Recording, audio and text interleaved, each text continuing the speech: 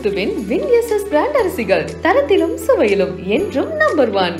Double டக்கர் படத்திலிருந்து melody king வித்யாசாகரின் டாலுமா பாடல் இப்போது உங்கள் ஏர்ஃபிளிக் யூடியூப் சேனலில் கேட்டு மகிழுங்கள். திமுக அடுத்து தனியா ஒரு கட்சி ப்ரூவ் பண்ணி இன்னைக்கு அவங்க தான் வச்சிருக்காங்க. வேற யாரும் ப்ரூவ் பண்ணல. இது வரைக்கும் கட்சியை பேன் பண்ணீங்க, எனக்கு ஒன்றும் பிரச்சனை கிடையாது. ஆனா நீங்க சின்னம் கொடுக்க மாட்டேங்கிற ஒரு அநீதி.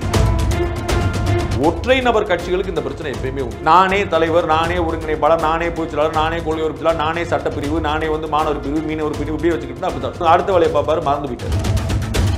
திமுக ஸ்டாலின் அவர்கள் இருக்கிறார், அவருக்கு மேல ஒரு தலைவர் வேணுமா? எதுக்கு நேரு இருக்கிறாரு, எதுக்கு பொன்முடி இருக்கிறாரு, எதுக்கு பெரியசாமி இருக்கிறாரு? அந்தந்த இடத்துக்கு அங்கங்க ஒரு ஆள் வேணும்.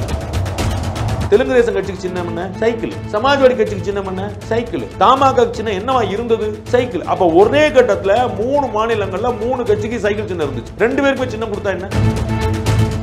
ஏற்கனவே வாங்கின ஓட்டு சதவீதத்தை ரீடைன் பண்ணிட்டாருன்னா அவர் எவ்வளவு பலமா இருக்காரு? சந்தேகமே இல்லை. நார்மலா பழைய சின்னத்துல கரும்பு விவசாய சின்னத்துல வாங்கிட்டாருனாலே பெரிய விஷயம். அது 10-11 வாங்கிட்டாருன்னா 2026 அவர் தலைமையில் கூட்டணி சின்னம் மாற்றப்பட்ட பிறகு அதே ஓட்டு வாங்கிட்டாருன்னு அவர் தலைவர்.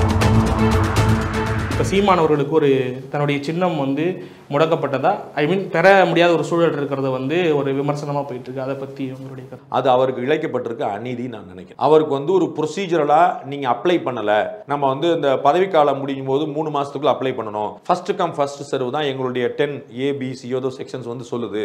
அதன் அடிப்படையில் நாங்க முன்னாடி கேட்டாங்க, நாங்க கொடுத்துட்டோம் சொல்றாங்க. லீகலா டெக்னிக்கலா அவங்க சொன்னதெல்லாம் சரியா இருக்கலாம். ஆனா இதுல ரீகன்சிடர் பண்றதுக்கு 150 வாய்ப்பு இருக்கு. சாதாரண விஷயம், குத்தம் கிடையாது. அவரையே கூட்டு நீ ஏற்கனவே வாங்கி இருந்த கேஸ் சிலிண்டர் வச்சுக்கோ, இல்லாட்டி கேஸ் அடுப்பு வச்சுக்கோ, இதை அவர் கொடுத்துருச்சுன்னா அவர் மாற்றம் சொல்ல போறது கிடையாது. அவர் 10% ஓட்டு வாங்கி 40 லட்சம் ஓட்டு வாங்கி புரட்சி பண்ணவர் கிடையாது. அவர் 500-600 ஓட்டு வாங்கினவருக்கு ஒரு 32 லட்சம் ஓட்டு வாங்கினவர் ஒன்னா நீங்க சமதியா நடத்தக்கூடாது. நம்ம பதிவு பெற்ற கட்சி, அங்கீகாரம் பெற்ற கட்சி, தேசிய கட்சி ஏன் சொல்றோம்? அவங்களுக்கு அத்தனை எம்பி இருக்கு, அவங்களுக்கு அத்தனை எம்எல்ஏ இருக்கு, அவங்க அத்தனை ஓட்டு வாங்கி இருக்குன்னு மதிக்கிறோம். அப்ப இன்னைக்கு அங்கீகாரம் பெறாத கட்சியா இருந்தாலும் 30 லட்சம் பேர் ஓட்டு போட்டிருக்காங்க. 7% மக்களுடைய ஆதரவு பெற்றிருக்காரு. வாக்கு அளிச்சவங்களை 7% மக்கள் ஆதரிச்சிருக்காங்க. 7% கம்மியான நம்பரா, 30 லட்சம் ஓட்டுங்கிற கம்மியான நம்பரா? தமிழ்நாட்டில் இன்னைக்கு ப்ரூவ் பண்ணப்பட்ட 3வது பெரிய கட்சி அது. சரிங்களா? திமுக அடுத்து தனியா ஒரு கட்சி ப்ரூவ் பண்ணி இன்னைக்கு அவங்க தான் வச்சிருக்காங்க. வேற யாரும் ப்ரூவ் பண்ணல இது வரைக்கும். இதுக்கு முன்னாடி 2014 ப்ரூவ் பண்ணது காங்கிரஸ். அது 5% தான் அடிச்சு. பிஜேபி அலையன்ஸ்ல இருந்துச்சு. அப்ப பிஜேபி தனி ஓட்டு எவ்வளவு தெரியாது. அப்ப நாம் தமிழரோட தனி ஓட்டு நீங்க 7% காட்டி இருக்காங்க. அப்ப ஒரு காட்டுறல்ங்கிற அவங்களுக்கு ஒரு நான் கருணை காட்டுங்கன்ற அது என்ன உங்களுக்கு பெரிய உள்ள வந்துருச்சு. அவருக்கு அந்த சின்னம் கொடுக்க முடியாதுன்னு போய் நிக்கிறதுன்னு இருக்கு. அவர் தேச விரோத கட்சியை பேன் பண்ணிருங்க, எனக்கு ஒன்றும் பிரச்சனை கிடையாது. தேச விரோத கட்சி பேன் பண்ணி அது வேற. நான் பேச மாட்டேன், எனக்கு தெரியாதுங்க. உள்துறை அமைச்சர் ஏதாவது தெரிஞ்சிருமா இருக்கும் நான் நினைச்சு நான் பேசுறேன். ஏன்னா அதுல தலையிட மாட்டேன். ஆனா நீங்க சின்னம் கொடுக்க மாட்டேன்னு சொல்ல ஒரு அநீதி. அவர் என்ன முந்தானேத்து நீ அதான் ஒரு பேச்சுங்க, முந்தானேத்து நீ லீவ் லெட்டர் கொடுத்துருக்கணும், நீ வரல. அப்போ ஒரு ஃபைன் போடுங்க, ஒரு ஆப்ஷன் போடுங்க, 2 திட்டுங்க. எக்ஸாம் எழுதக்கூடாதுன்னு சொன்னா, ஹால் டிக்கெட்டை பிடிங்கி வச்சிருன்னு சொன்னா, அது மாதிரியான விஷயம். எந்த கட்சிக்கு சின்னத்தை பிடுங்கினா உங்களுக்கு ஆனந்தம் இருக்கும்? தமிழ்நாட்டில் இந்தியாவில் எந்த கட்சி சின்னம் வேண்டாம் நான் போட்டி விட்டு அதே இடத்துக்கு வரேன்னு சொல்லுங்க. ஒரு கட்சி சொல்லுங்க. கண்டிப்பா. அப்புறம் காங்கிரஸ் கட்சி சொல்லட்டும், கம்யூனிஸ்ட் கட்சி சொல்லட்டும், எனக்கு கதிரறிவாள் வேண்டாப்பா, சுத்திரல் வேண்டாம், வேற ஏதாவது சின்னம் கொடுங்க சொல்லட்டும். அப்ப எல்லா கட்சிக்கும் சின்னம் எவ்வளவு முக்கியம் தெரியும். அப்ப நீங்க அதை இருக்கிறீங்கன்னா நோக்கம் வேற எதாவது. நான் என்ன சொல்றேன், பழி பிஜேபி மேல போய் விழுவுன்றேன். அதுதான் கேள்வி. ஏன்னா அவர் நேரடியா பிஜேபி தான் குற்றம் சாட்டுறாரு. நான் அதை போக மாட்டேங்க, நான் யூகங்களுக்கு போக மாட்டேன். அவர் பாதிக்கப்பட்டவர், அவர் சொல்லலாம். நான் ஏற்கனவே சொன்ன மாதிரி உள்துறை அமைச்சர் தடை பண்ணாலே நான் பேசாம இருப்பேன். ஏன்னா எனக்கு தெரியாது. நான் அமித்ஷா என்கிட்ட பேசினாரு, நான் அந்த பந்தா பண்ற ஆள் நான் கிடையாது. எனக்கு தெரியாதுன்னா தெரியாது சொல்லிடுவேன். இது ஒரு சின்ன பிரச்சனைக்கு பெரிய தண்டனை. ஒற்றை நபர் கட்சிகளுக்கு இந்த பிரச்சனை எப்பயுமே உண்டு. நானே தலைவர், நானே ஒருங்கிணைப்பாளர், நானே பொதுச்செயலாளர், நானே கொள்கை உறுப்பினர், நானே சட்டப்பிரிவு, நானே மாணவர் பிரிவு, மீனவர் பிரிவு இப்படியே வச்சுக்கிட்டு அப்படிதான். அதுக்கு இப்ப ஏடிஎம்கே இந்த பிரச்சனை ஏன் எப்பயுமே வந்தது இல்ல? டிஎம்கே ஏன் இந்த பிரச்சனை வந்தது இல்ல? ஏன் மதிமுக பாமக கூட இந்த பிரச்சனை ஏன் வந்தது இல்ல? அவங்களுக்கு எல்லாம் ஆட்கள் இருக்காங்க, அங்கங்க அணி இருக்கும், ஆள் இருப்பாங்க, பிரிவு இருக்கும், கடகடன் வேலை பார்ப்பாங்க, செய்வாங்க. இதுல அண்ணன் எல்லாத்தையும் இழுத்து போட்டு நான் ஒண்டி தான் செய்வேன் உட்காரும்போது இந்த மாதிரி பிரச்சனை வரும். ஒரு அடுத்த வேலையை பார்ப்பாரு, மறந்து போயிட்டார். ஒரு 2.5 மாசம் தாமதம் முடிஞ்சு வச்சுக்காது. செயல்பாடுகளுக்கான ஆள் தனித்தனியா இருக்கும்போது இந்த ஒரு கட்சியா அணியமா இருக்கணும். எல்லாமே நான் தான் இருக்க முடியாது. ஒரு போர் படை வேற, ஒரு கட்சி வேற. கட்சிங்கிறது பெரிய இயக்கம். அது எல்லாமே திமுக ஸ்டாலின் அவர்கள் இருக்கிறார், அவருக்கு மேல ஒரு தலைவர் வேணுமா? எதுக்கு நேரு இருக்கிறாரு, எதுக்கு பொன்முடி இருக்கிறாரு, எதுக்கு பெரியசாமி இருக்கிறாரு, எதுக்கு ராஜகண்ணப்பன் இருக்கிறாரு, எதுக்கு சேகர்பாபு இருக்கிறாரு? ஸ்டாலினோட பெரிய ஆளா சேகர்பாபு? அந்தந்த இடத்துக்கு அங்கங்க ஒரு ஆள் வேணும். எதுக்கு ஆர்எஸ் பாரதி இருக்கிறாரு, எதுக்கு வழக்கறிஞர் அவ்வளவு ஸ்ட்ராங்கா வச்சிருக்காங்க, சண்முக சுந்தரன், வில்சன் அவ்வளவு வச்சிருக்காங்க.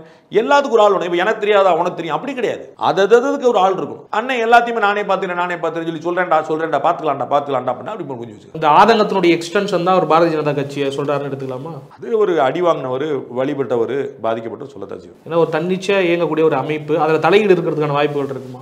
எனக்கு தெரியாதுங்க, அதான் என்னோட ஹானஸ்ட். ஆனா அந்த பழி விழுங்குறத நானே தான் சொல்றேன். பழி விழும் கண்டிப்பா. அந்த பழி கட்டாயம் உள்ளதானே செய்யும். மத்திய அரசு இருக்குது, அவங்க வந்து பாஜக இருக்கிறாங்க, அவங்க பண்றாங்கன்னு சொல்லுவாங்க. டிடிவி தினகரனுக்கு இதே அநீதி நடந்துச்சு. அவருக்கு வந்து தொப்பி, கிரிக்கெட் பேட்டு, பரிசு பெட்டகம், குக்கர்னு தூக்கி அடிச்சாங்க. தேர்தலுக்கு தேர்தல் இதுவா கேன்சல் பண்ணும்போது ஒரு சின்னம் கேன்சல் பண்ண அப்புறம் இன்னொரு சின்னம் ஒரு இடத்துக்கு கொண்டு போய் விடாம பண்ணாங்க.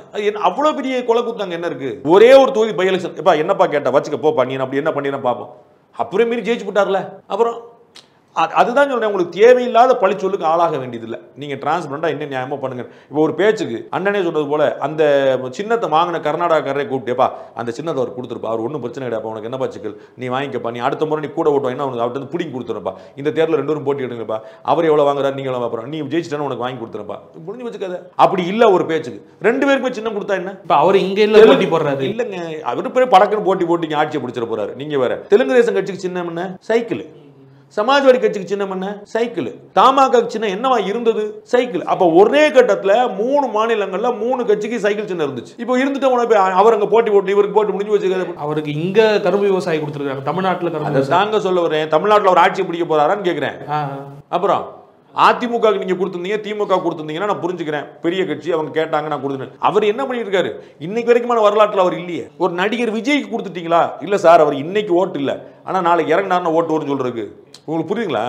சும்மா யாரே ஒருத்தர் கொண்டு வந்து பிடிச்சி போட்டு வந்து அவர் கொடுத்தாச்சுன்னு சொல்லிட்டாங்க. ஓகே, அப்போ ஏதோ தேர்தலில் இப்போ நடத்தக்கூடிய எலெக்ஷன் கமிஷனுடைய முறையில் ஏதோ சிக்கல் இருக்குன்னு பார்க்குறீங்களா?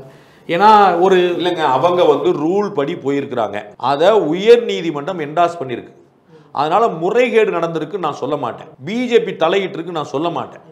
நான் பெருந்தன்மையா நடக்கலாம், இது கொலை குத்தம் இல்லைன்னு சொல்றேன். ஓகே, தார்மீக ரீதியா அவர் வந்து சட்டவிரோத தேசவிரோத செயலில் ஈடுபட்டு கட்சியை தடை பண்றோம், நல்லா பண்ணிக்கங்க. அவர் வந்து ஒரு 4 நாள் லேட்டா அப்ளை பண்ணாருங்கிறக்கா நான் பொசுக்கு பிடிக்கி விட்டுறேன்னு சொல்றதுக்கு ஒன்றும் கிடையாதுன்னு சொல்றேன். அப்படி கொடுக்கப்பட்ட கட்சியும் ஒண்ணு வந்து அஜித்தோ விஜயோ கிடையாது. நம்ம வந்து இல்ல சார் அவங்க இறங்கினாங்கன்னா பெரியதுன்னா அவங்களுக்கு சின்னத்தை பிடிக்க முடியாது, பெரிய லாண்ட் ஆர்டர் ஒன்றும் கிடையாது. அப்ப சாதாரண மேட்டர் சாதாரண டீல் பண்ணாம அசாதாரணமா மாத்திட்டீங்கன்னு நான் சொல்றேன். அவர் இன்னொரு குற்றச்சாட்டு வைக்கிறாரு, 17ஆம் தேதி அப்ளை பண்றாங்க, டிசம்பர் 17 அன்னைக்கே அவர் கொடுத்துருக்காங்க அப்படிங்கிற மாதிரி சொல்றாங்க. இன்னொன்னு, ஒவ்வொரு முறை இந்த மாதிரியான எலெக்ஷன் கமிஷன் சம்பந்தமான பிரச்சனை வரும்பொழுது ஆளுங்கட்சியை வந்து நம்ம குறை சாற்ற இடத்துக்கு போறோம் இல்லையா? அதை எப்படி பாக்குறீங்க பொதுப்படியா உங்களுடைய பார்வையில்? கடந்த காலங்களிலும் சரி காங்கிரஸ் மேல குற்றம் சொல்லுவாங்க, அதுல நியாயம் இருக்கா இல்லையான்னு எனக்கு தெரியாது, சொல்றவங்க தான் ப்ரூஃப் பண்ணணும். போற வர்றவங்க எல்லாம் சொல்லக்கூடிய குற்றச்சாட்டுக்கு நான் வந்து என்டாஸ் பண்ண முடியாது. அவர்கள்ட்ட ஒரு ஆதாரம் இருந்துச்சுன்னா அவங்க சொல்லலாம். டிடிவி தினகரன் வந்து இது மத்திய அரசு சதி நினைச்சாருன்னு அவர் சொல்லணும். சீமான் அண்ணன் வந்து மத்திய அரசு நினைச்சா அவர் சொல்லணும். இப்போ அண்ணாமலைக்கு தெரியாதா, பிஎல் சந்தோஷ் தெரியாதா, எப்படி தெரிஞ்சுன்னு அவர் சொல்லணும். அது எனக்கு தெரியாது. நான் வந்து தலையீடு இருக்கதா நினைக்கல. நான் இதை சின்ன விஷயம் பெரிதுபடுத்துறாங்கன்னு நினைக்கிறேன். இது வந்து சின்னம் கொடுத்துருந்தா ஒன்றும் கெட்டு போயிருக்காது நான் நினைக்கிறேன். சின்னம் கொடுக்குற மூலமா ஒன்று பெரிய ஒரு அநீதி எழுந்து ஃபர்ஸ்ட் கம் ஃபர்ஸ்ட் சர்வுக்கு நான் எப்படி சார் கொடுக்காம இருப்பேன், நான் வந்து நீதி நேர்மை நியாயம் நாட்டாமை பஞ்சாயத்து அப்படிப்பட்ட மேட்டர் கிடையாது. அப்போ அவர்கிட்ட சொல்லியே இங்கே திருப்பி விடலாம், ஒன்றும் பிரச்சனை இல்லைப்பா, அவர் கேட்குறாருப்பா கொடுத்துருப்போம், இவ்வளோ ஏன் அவர் அருவாள்ட்டு வர போறாரு. இப்போ அந்த சின்னத்துக்காக கடுமையாக போராடுறாரு, இப்போ திருப்பி போறாரு, கோர்ட்டில் போட்டிருக்காரு, வழக்கு தொடர்ந்துருக்காரு, எல்லாம் பண்றாரு. இந்த ஒரு சின்னம் இல்லாதது வந்து அவருக்கு எந்த அளவுக்கு பாதிப்பு ஏற்படுத்தும் நினைக்கிறீங்க ஒரு பார்வையாளர்? எனக்கு தெரியாது. நான் இந்த தேர்தல் அவர் என்ன தாக்கத்தை ஏற்படுத்துவாருங்கிறதே எனக்கு தெரியாதுன்னு தான் சொல்லியிருக்கிறேன். ஏன்னா இது மக்களவைக்கான தேர்தல். ஸோ இதில் இவரால் பிரதமர் கேண்டிடேட்டை சொல்ல முடியாது, இவரால் ஜெயிக்கவும் முடியாதுங்கிறது எல்லாருக்கும் தெரியும். ஸோ எம்எல்ஏவே ஜெயிக்க முடியாத ஒரு கட்சி வந்து எம்பி ஜெயிச்சிருவாங்கன்னு எதிர்பார்க்க முடியாது. அதனால மக்கள் வந்து இந்த முறை திமுக அதிமுக அல்லது பிஜேபி இப்படி பார்க்கலாம். இப்போ திமுகவுக்கு வழக்கமாக ஓட்டு போடுறவங்க அல்லது ராகுல் காந்தி பிரதமர் ஆகணும்னு நினைக்கிறவங்க, அதிமுகவுக்கு ஓட்டு போட்டே பழகிட்டப்பா நாங்கள் திமுக எங்களுக்கு பிடிக்காதுன்னு சொல்கிறவங்க ஒருத்தாங்க, இல்லை நரேந்திர மோடி பாரத பிரதமராக மீண்டும் ஒரு முறை வரணும் அப்படிங்கிறதுக்காக அண்ணாமலை தலைமையில் ஓட்டு போடுறோம். இந்த 3 கேட்டகரி இருக்கும்போது இவர் 4ஆவதா வந்து டிவியேட் ஆயிராரோ அப்படின்னு நான் நினச்சிக்கிட்டு இருக்கேன். நான் வந்து பின்னாடி போயிடுறாரு.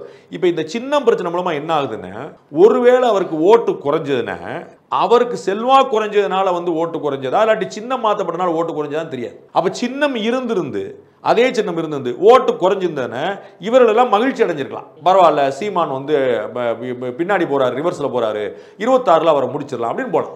இப்போ நீங்க போனீங்கன்னா சின்ன இப்போ ஒருவேளை குறைஞ்சன குறையுமா கூடுமான்னு எனக்கு தெரியாது, நான் முதல் சொன்ன பதில். ஒருவேளை குறைஞ்சன சின்னத்தினாலயா அவர் மேல மக்களுக்கு வந்து ஒரு பெரிய எண்ணம் இல்லாம போனனாலயா என்னன்னு தெரியாம போயிடும். அப்ப 2026 அவருக்கு இன்னொரு ஸ்பேஸ் கிடைச்சு. நீங்க இந்த முறை அதே சின்னத்துல அவருக்கு ஓட்டு குறைஞ்சிருந்தன 2026 இன்னொரு அடி அடிச்சிருக்கலாம். அப்போ வந்து ரைட்டு பல கட்சிகள் இங்க வந்து ஒரு பலவீனம் அடைஞ்ச மாதிரி இந்த கட்சியும் பலவீனம் அடைஞ்சிருச்சு, இனிமே அந்த கட்சி எந்திரிக்கலாம்னு ஒரு நீங்க ஒரு ஆசைக்கு சந்தோஷத்துக்கு போகலாம். இப்ப அந்த ஸ்பேஸும் இல்லாம போயிருச்சு, காரணமும் தெரியாம போயிருச்சு.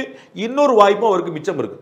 இப்போ வந்து இப்போ நம்ம ஓட்டு போட்ட மக்கள் ஓட்டு போடாத மக்களே இவருக்கு ஓட்டு குறைஞ்சதுன்னா இந்த சின்ன புடுங்கினால தான் இப்போ குறைஞ்சி வச்சு அடுத்த முறை நம்ம கரெக்டாக அந்த சின்னத்தை பார்த்து போடணும் கூட 4 பேர் நினைக்க வாய்ப்பு இருக்கு. So you are giving a second life to ஹிம்னு நான் சொல்ல வரேன். இதை தாண்டி குறையாம ஏற்கனவே வாங்கின ஓட்டு சதவீதத்தை ரீட்டைன் பண்ணிட்டாருன்னா அவர் எவ்வளவு பலமா இருக்காருங்க சந்தேகமே இல்லை. நார்மலா பழைய சின்னத்துல கரும்பு விவசாய சின்னத்துல வாங்கிட்டாருனாலே பெரிய விஷயம் அது. ஏன்னா நான் ஏற்கனவே சொன்னது போல போர் வேற திசையில போயிட்டு இருக்கு, புரியுது. அதுலயும் இவர் கவனத்தை ஈர்த்துட்டு அவருடைய ஓட்டை தக்க வச்சிட்டாலே பெரிய விஷயம். 10-11 வாங்கிட்டாருன்னா 2026 அவர் தலைமையில் கூட்டணி மிகப்பெரிய சக்தி. அவர் தலைமையில் கூட்டணி அமையும், புரியுங்களா? இவரை கூட்டணிக்கு வான்னு கூப்பிட்டவங்க போய் உன் கூட்டணிக்கு நான் வர்றேங்கிற வந்துடும். இவர் வந்து பழைய சின்னத்துல தக்க வச்சுட்டா. இப்ப வந்து சின்ன மாற்றப்பட்ட பிறகு அதே ஓட்டு வாங்கிட்டாருன்னு அவர் தலைவர். சார், பல்வேறு தகவல்களை பகிர்ந்து கொண்ட மிக்க ரொம்ப நன்றி சார்.